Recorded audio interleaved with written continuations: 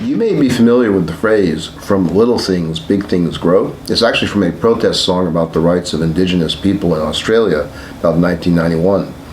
But as a concept, it's something that the Trump administration, like all authoritarian regimes, well understands.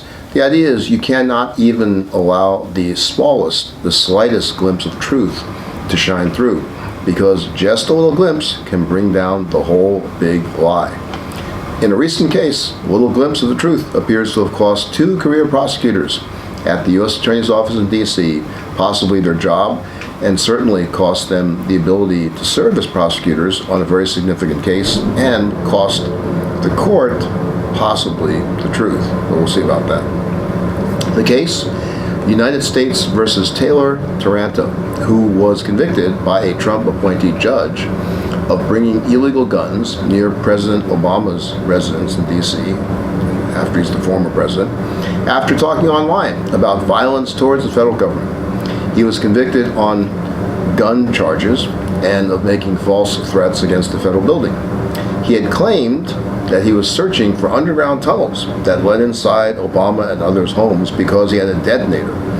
According to him, he wanted to get in there, but these were false claims. Turns out that he was later convicted of making false threats. He had been present at the January 6th Capitol riot, and he'd been charged with misdemeanors in that case, but he never got convicted because Trump pardoned him before trial.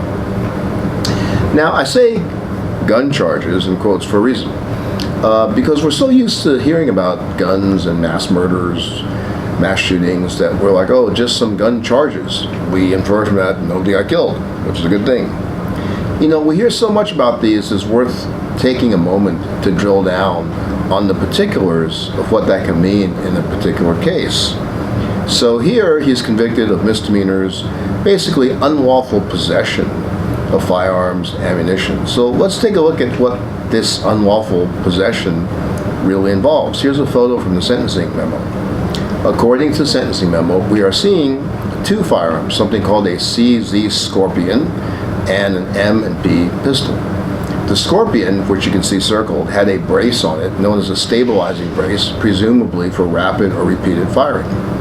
He also had some 400 rounds of ammunition, hundreds of rounds with him. So let's think about that for a second, right? You're convicted of unlawful possession of ammunition. It's 400 rounds. Every bullet can kill a person. So this guy could have killed hundreds of people with the bullets in his car, but that's a mere gun charge, mere possession. And he is